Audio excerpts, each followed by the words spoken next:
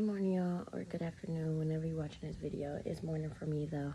I just had a word to share with y'all, and we are going to be in chapter 9.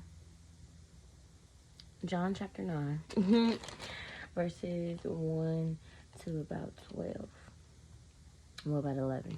I'll get into reading the first 1 through 5, so y'all get the first few context of it. But it says, "And as Jesus passed by, he saw a man which was blind from his birth. And his disciples asked him, saying, Master, who did sin, this man or his parents, that he was born blind?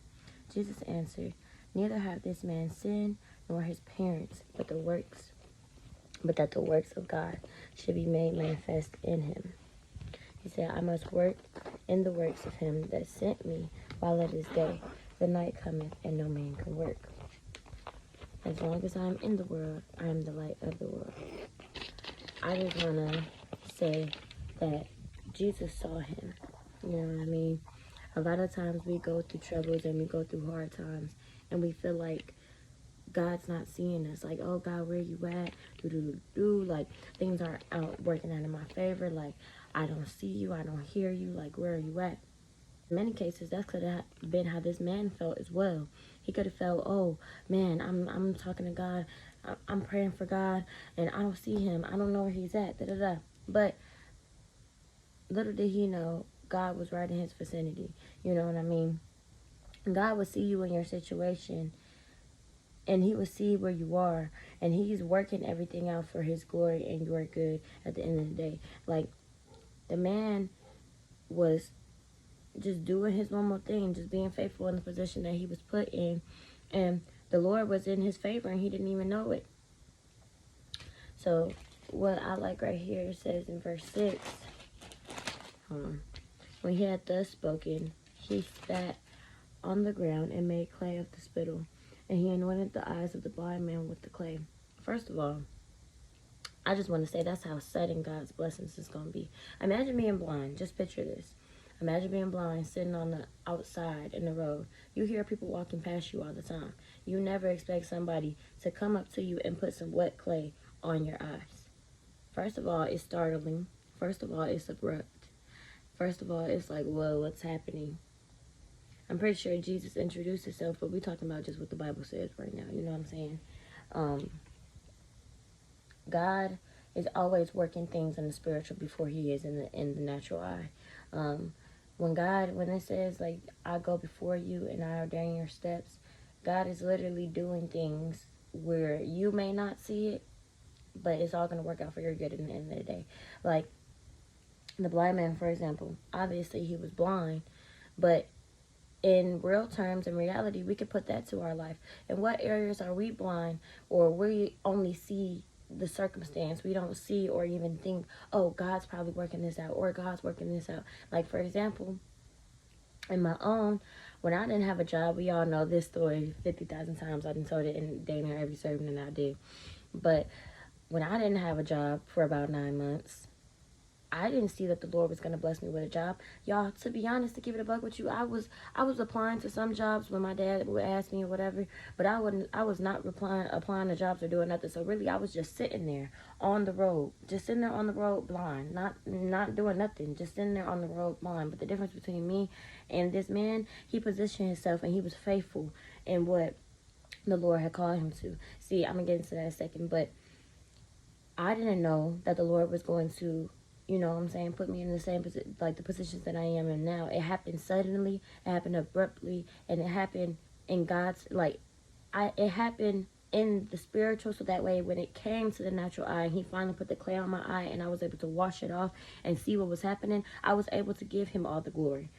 Give him all the glory, because I didn't do anything. That was all God. You know what I mean? So that's exactly what happened to this man. He didn't do anything. All he did was be faithful in the position that God put him in. All he did was be faithful and just sit there and do what he do every day. And God blessed him. That was it. That's all he did. But then not only that, actually he did a couple more things. Let's get back into it. So after he put the clay on his eyes, he told him to go wash him and soul him. Now, every blessing will come with an instruction, regardless if that's to stay faithful, to stay firm in your faith, to not doubt, to do this, to do that, to leave this, to leave that, to encourage this, to encourage that, to seek out this, to seek out that. Whether it is, it's always going to be an instruction. Now, it's up to you to follow that instruction to receive your blessing, because you have to realize at the end of every instruction, there's a blessing on the other side of that. Like, think about it. If the man would have been like, what's this on my eye? And just wiped it off without going to wash it off where God told him to, he would have still been blind at the end of the day. Like, if he would have never followed the instructions, God would have never blessed him. His miracle would have never, he would have never received his miracle. But when I said this is the difference between me and this man, because he was actually faithful and worked what he did everything every day. Like it says right here in verse 8, excuse me. The neighbors therefore, and they which before had seen him that he was blind, said, is this not he that sat and begged? Y'all, no one's gonna label this man a beggar if he did not do that every day. He was faithful in everything. And not only that, he didn't stop what wasn't working for him. He didn't let what wasn't working for him stop what was working for him. He knew, okay, my legs work, my hands work, my mouth works, my ears work. I can hear people coming. I can speak and be like, oh, I need this, oh, I need that. My hands work, I can touch, and I can feel if somebody puts something in my thing. You know what I'm saying? He used what was given to him to receive the blessing that inevitably changed his life, to receive his breakthrough.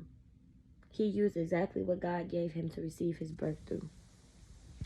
And I like that, because a lot of us, including myself, we become complacent with the things, and we can't, like, instead of appreciating what we do have and working with what we do have, we complain about what we don't have. Like, for example, like, I have a car, it runs perfectly fine, but the last couple months I've just been like, dang, I want to get this car, dang, I want to get a car, I want to get a car. And it's like, God has to tell me, like, girl, you got a whole car right here. It ain't broke down on you, it ain't did nothing. It's been faithful for about 2 years, and you still have it. So be grateful for what you have right now. And I will.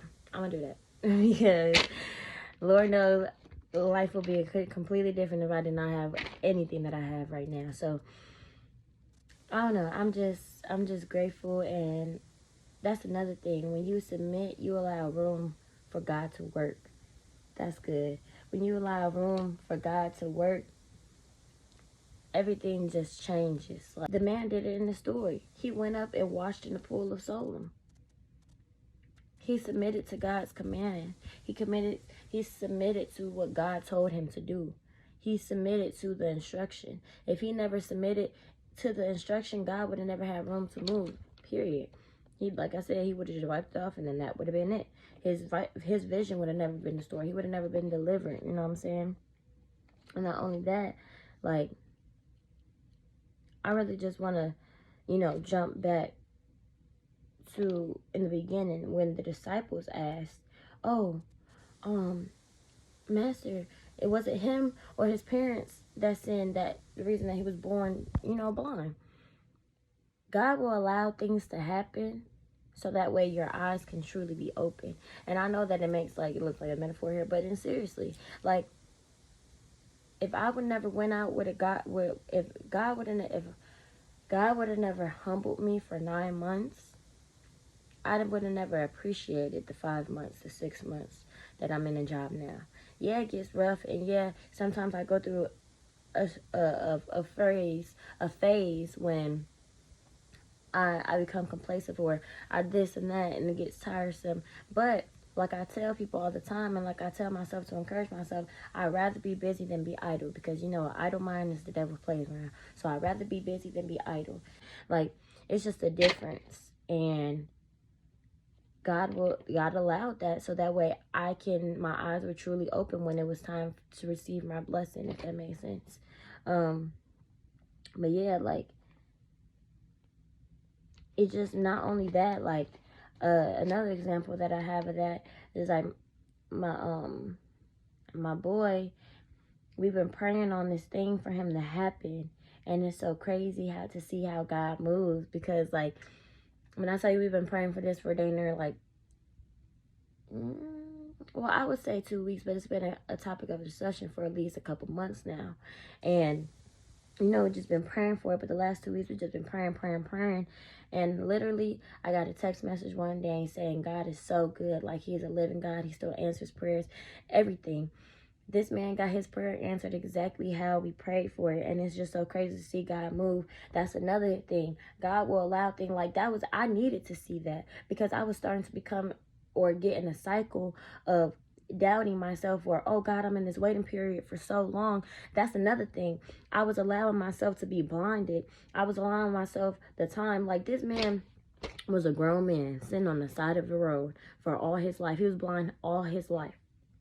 He was probably beginning to, I'm pretty sure he's been in a season where he has doubted himself, or doubted when God was going to happen. Like, God, I'm waiting so long. What's happening? When is my miracle going to happen? When am I going to get to my promised land? When is this going to happen? When am I going to get blessed? God, when is this? But instead of being complacent, he was faithful and allowing me to see other people's blessings just humble my heart. And not only that, it encouraged me to know that if God could do it for them, they could do it for me. He could do it for me. If God can bless my neighbor, then that means he's in the neighborhood, and it's only an ounce amount of time until he knocking on my door. You hear me? So I'm just saying, it's just God will allow things to happen so your eyes can be open. It's just up to you to be faithful in the things that you do.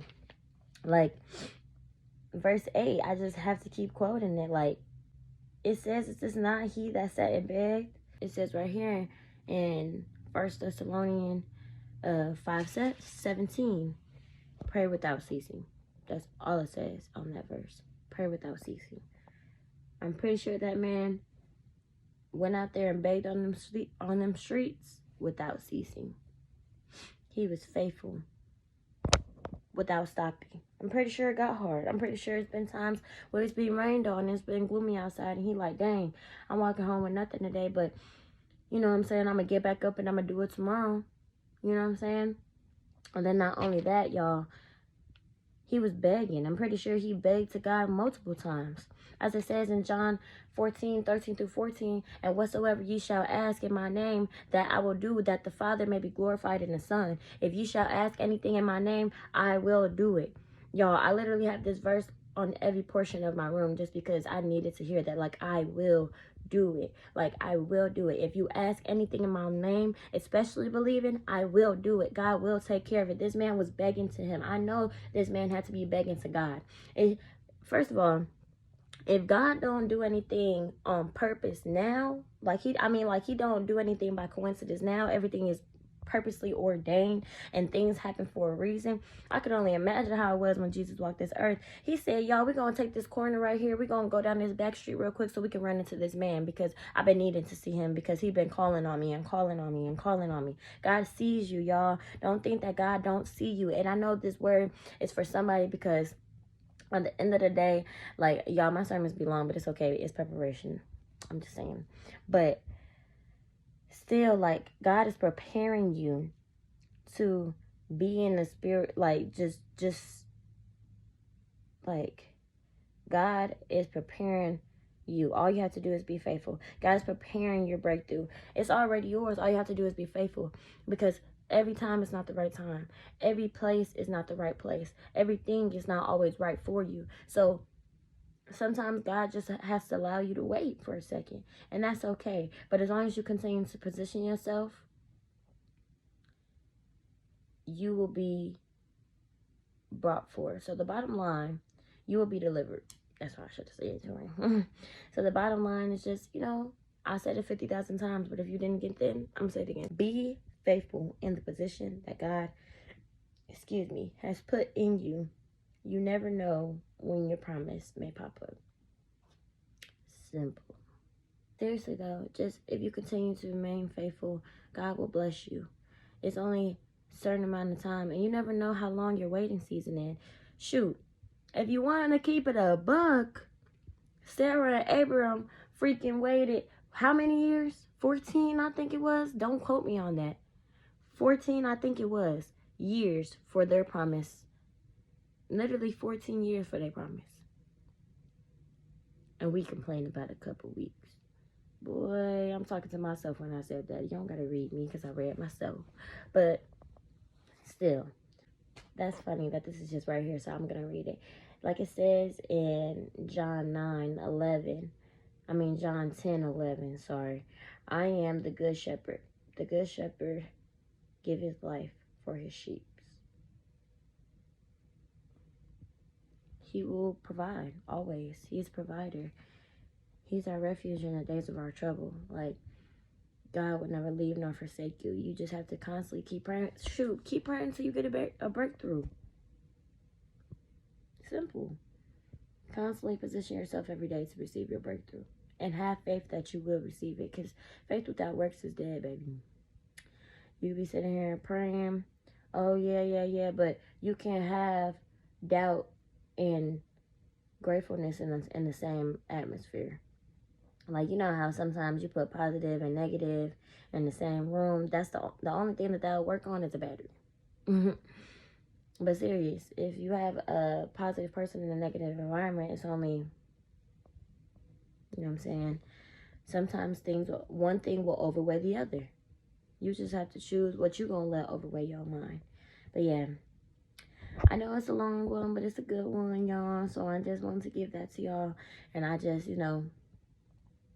I just pray that this word bless y'all. I pray that the Lord gets this word to whoever it needs to be going to. Yeah.